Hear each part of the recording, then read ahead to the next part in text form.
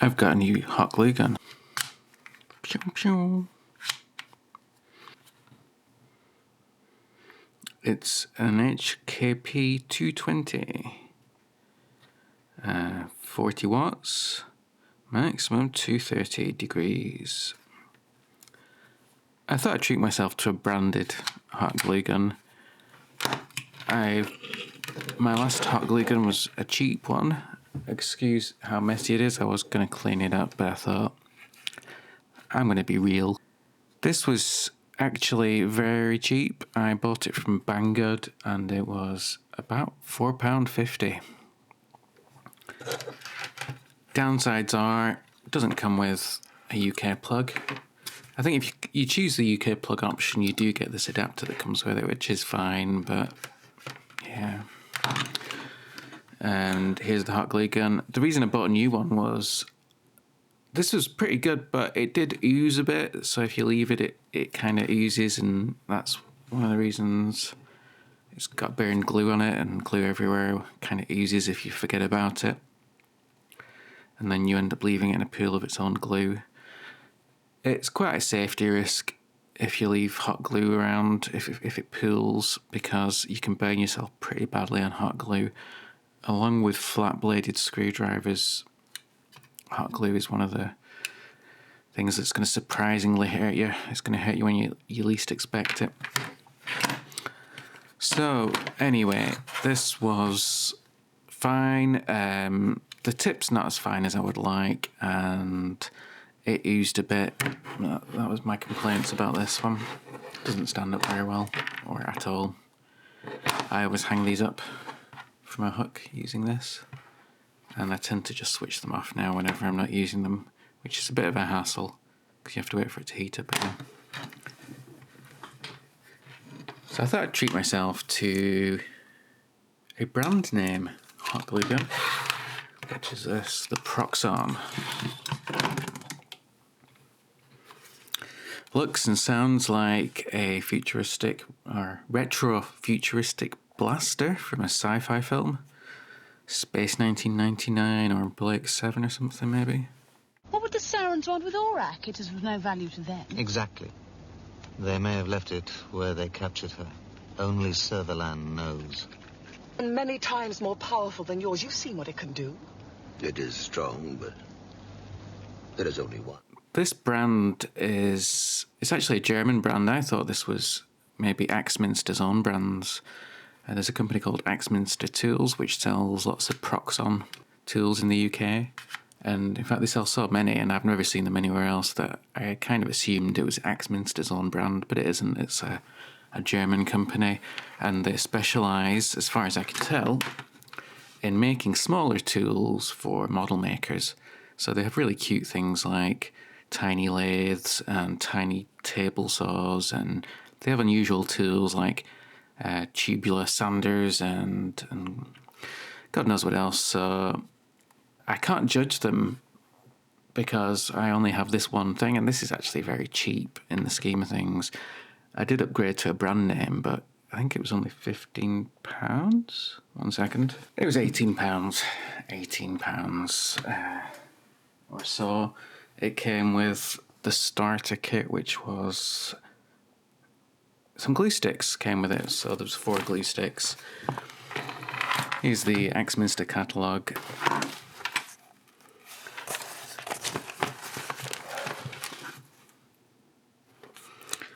So you can see they have lots of little things.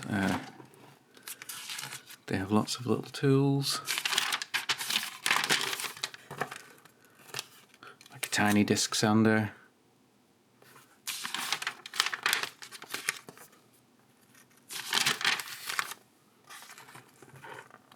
Oh, and here's my hot glue gun.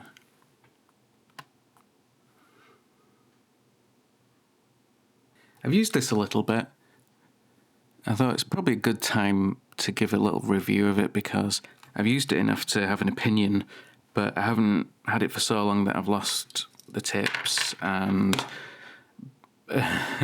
damaged it and made it dirty and whatever else. when you buy something new, you have certain first impressions that over time you get used to and you forget. So if I'd done a review later on, I probably would have forgotten some of the niggles. Like I said, this is my only Proxxon item, so you can't judge the whole range, but I will give a frank review of this particular item. Okay, first thing is, you plug it in. I plugged it in, and the first thing I thought was, is it heating up? Is it working? I mean, there's no light on this. What's happening? My old one has a light here under this hot glue. Under this hot glue, there's an LED, so let me plug it in so you can see what I mean.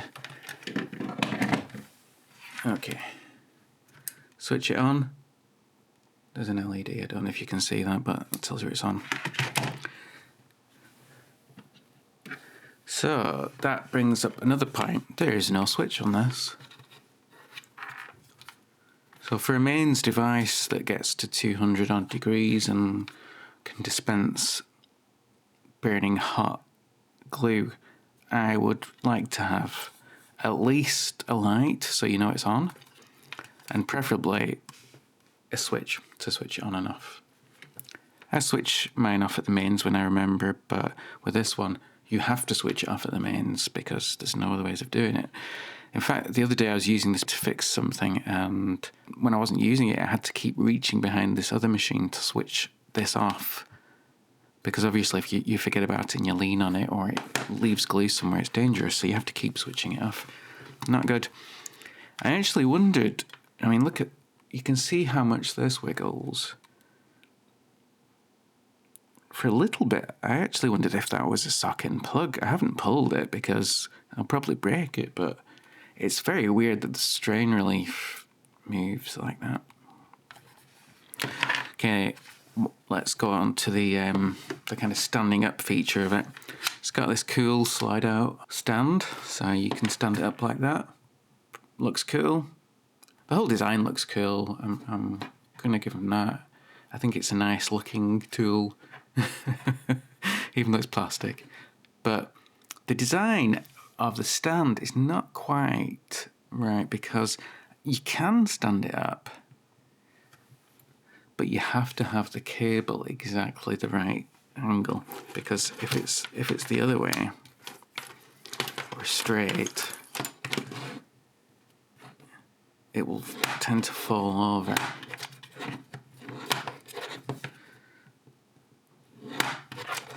As you can see, I mean, there's no way. You have to bend the cable, and I think that'll slowly fall over as the cable straightens. So really, this should come out at a different angle rather than straight down. I'll probably end up hanging it again, like I normally do at my workbench anyway. When I'm somewhere else, probably I'll end up just leaving it on its side, because I'd rather it was on its side than risking it constantly falling over, you know. It's not stable. I guess leaving it on its side is how this one ended up in a pool of hot glue. Okay, where's the package? So this is what it comes with. It comes with a few of these sticks, a couple of nozzles,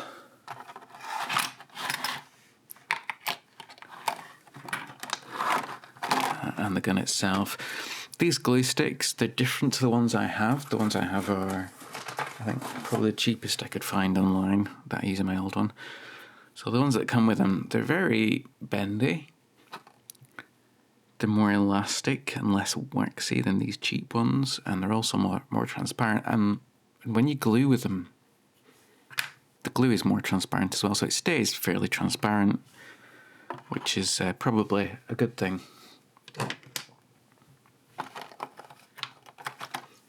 So this is what it comes with. Here's the back, in case you're interested in what it says. Electronically temperature control to 200 degrees. The temperature is an interesting thing. It seems to take longer to heat up than my old glue gun, even though the wattage, I think it claims the wattages are higher than my old glue gun.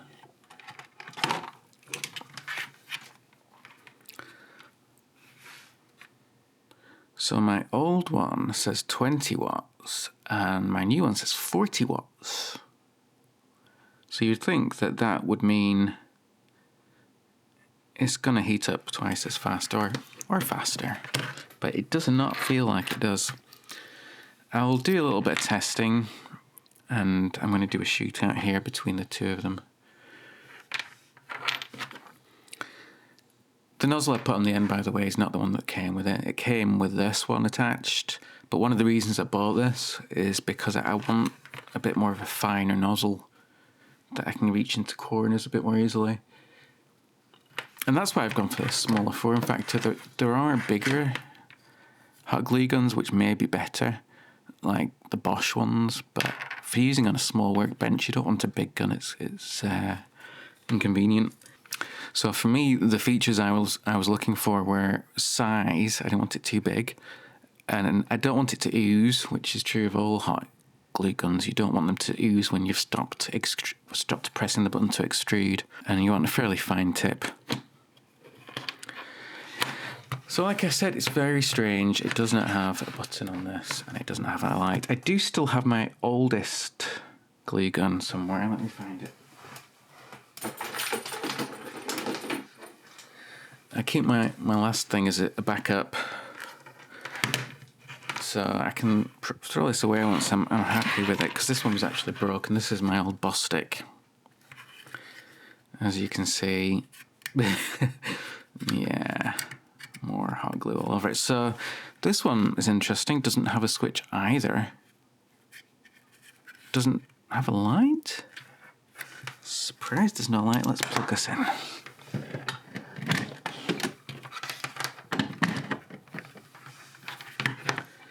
Yep, there's no light on that one either. So strangely, the branded ones don't have a light, don't have a switch, whereas the cheap Chinese one does. Very strange. I guess it's a cost thing. And this is a brand name boss stick. I have no idea how much this cost back when I bought it 20 years ago or whenever it was. It says 13 watts on this. Be interesting to see how quickly this heats up.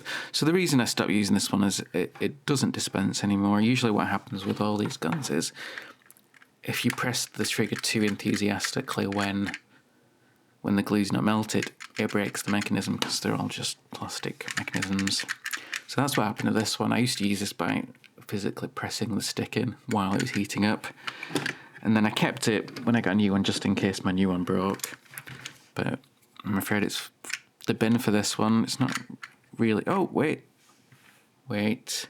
There's a light here. Oh, how did I miss that? So, I was wrong. There is a light.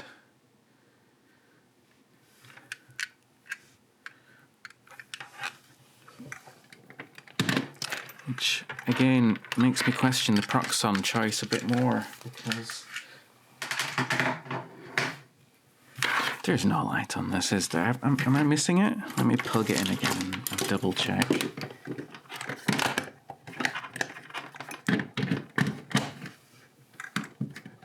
Switch it on. There is no light on this anymore. You can't tell if it's on or not. That's a bit annoying. Okay, let's do a test. What I'm going to do is I'm going to set a stopwatch so we can see how long it takes. I'm going to switch them both on, and then we'll see which one heats up faster. The Proxxon one seems slow to me, and I don't know if it's just psychological or not, but let's find out. Here we go.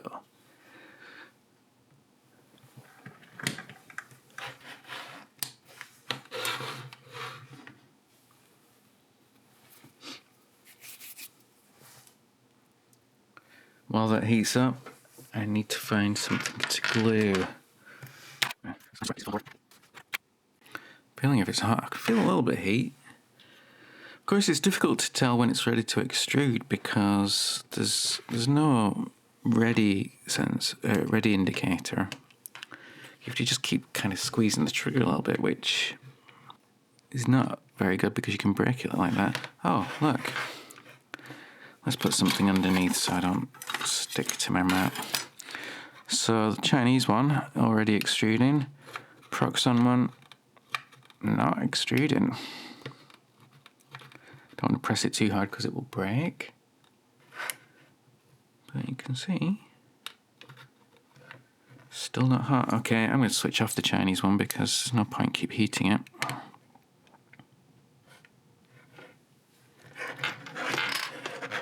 And let's try and use the stand for once.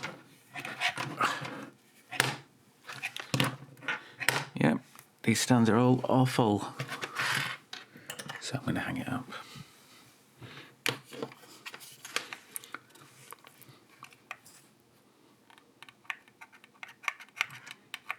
Still not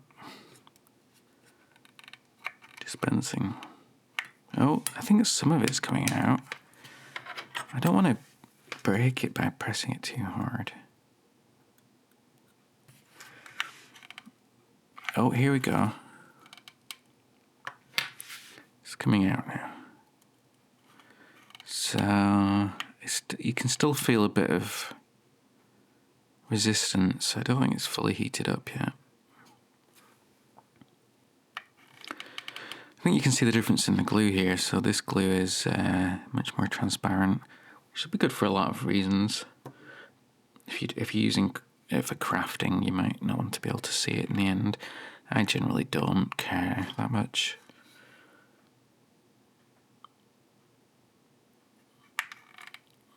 Okay, now it's coming out pretty freely. So I would say it takes at least a minute longer to heat up, which is okay, I guess. Not ideal, but it's a little bit disappointing that it seems like my old cheap hot glue gun, which is a third of the price, is actually better in respects and features. I'm really tempted. Okay, I'm going to switch this off now. I'm really tempted to see if this is a socket. I know it's not a socket. I know it isn't, but look at it. It feels like you could unplug it.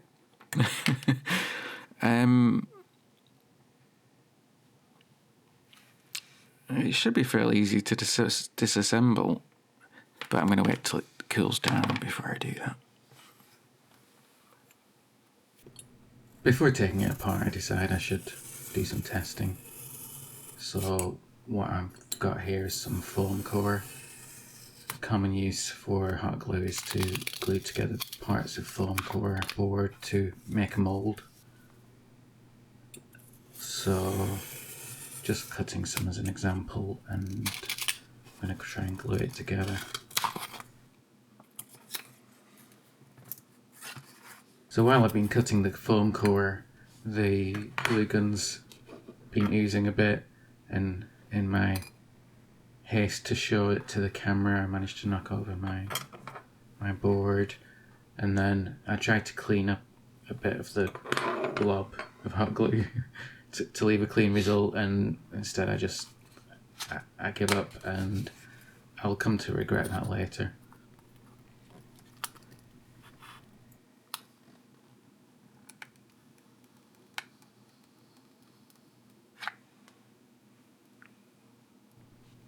So now I try to move it, and there's a string of hot glue stuck both to my hand and to a blob on the table, leading to disaster. Luckily, this is just a test. What I'm doing here is I'm just trying to draw a nice clean bead just as a test for how easy it is to put a controlled amount of pressure on and get a controlled amount of glue out.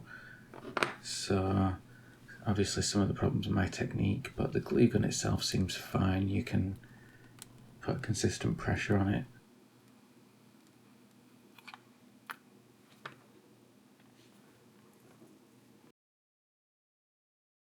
After gluing, you can see I noticed that it's just continuing to ooze. Here it is in real time. You can see it's going fairly quickly. And that's just gravity pushing through the hot glue.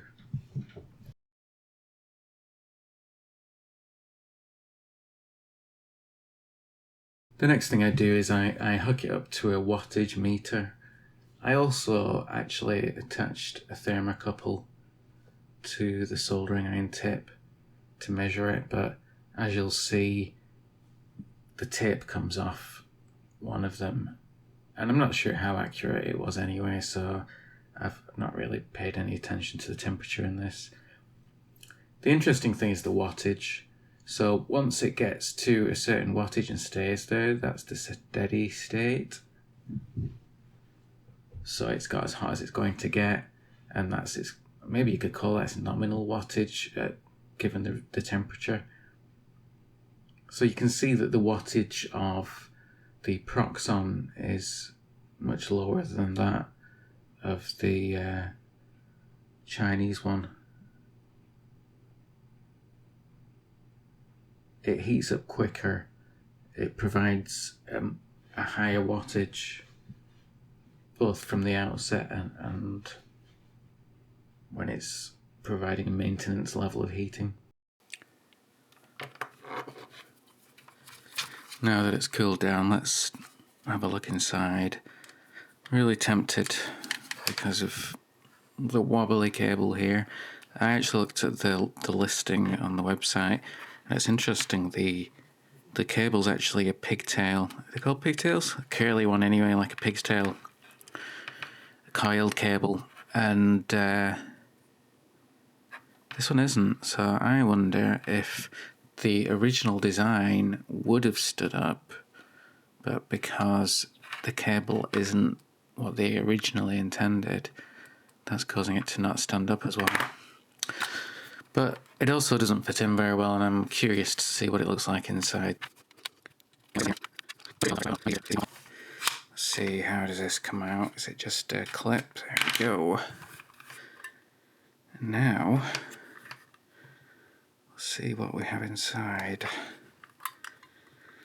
Oh, I've missed a screw. Oh, another screw under the sliding stand.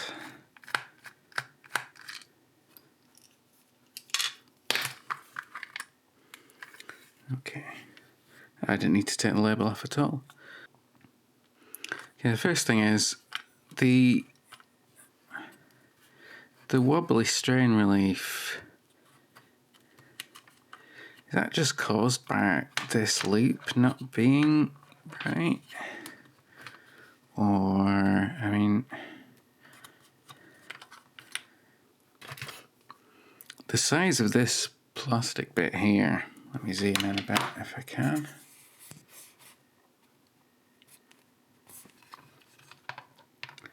Yeah, that doesn't look like that would fit in there.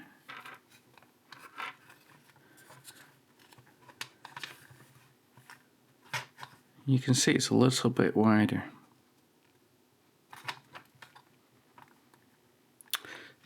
So my conclusion is that they had to change the cable for some reason, including this gland, and that's what's causing the problem. I've probably broken the whole thing now because I've dislodged this tiny little spring. But anyway, so essentially there's no way I'm really going to fix that. I suppose I could glue it so it doesn't move around, but that's just totally the wrong size. Bizarre. Okay, let's try to put this back together. Oh, what else is in here while we've got it apart? Let's zoom out so that I'm not totally out of frame the whole time I'm recording this video. What is this stuff? There's the heating element is this metal thing. What is this coil of metal? I think that's just a spring to hold this plastic thing. Oh, it's silicone. Okay. So this white thing is silicone because silicone is heat proof to a degree. But silicone doesn't really stick to anything. Not easily, so I think this spring is just to keep it in place. That's what I suspect. Okay, let's see if I can reassemble this without totally breaking it. You assume this white thing goes in here. That's the way the mechanism goes.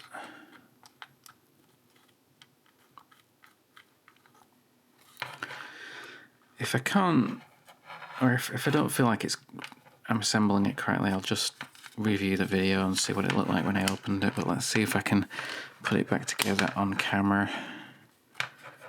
That's probably there. The spring, where's this? I've lost the spring. Here's the spring. So I think the spring was between this and this post.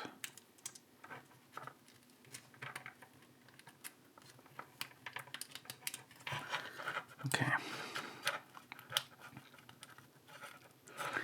I think that's right. Was this black thing inside before? Yes. Okay, I think that's right. Oh.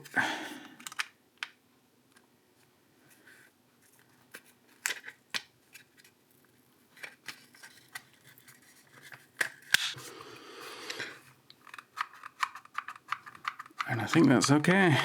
There's some resistance against that, which is, I think, the spring. I need to turn it on to actually see if I've reassembled it completely correctly.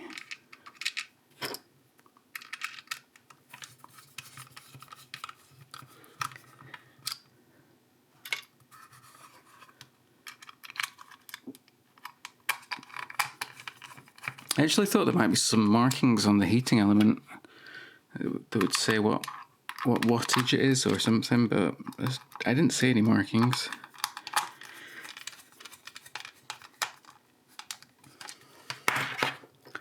Okay, and then this was this way.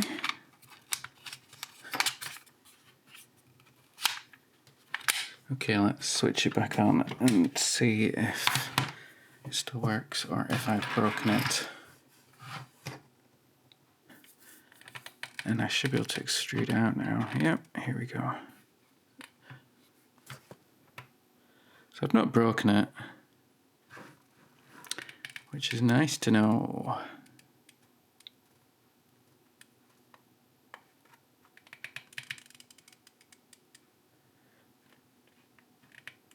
It does make a creaking sound though now. Did it always make that sound?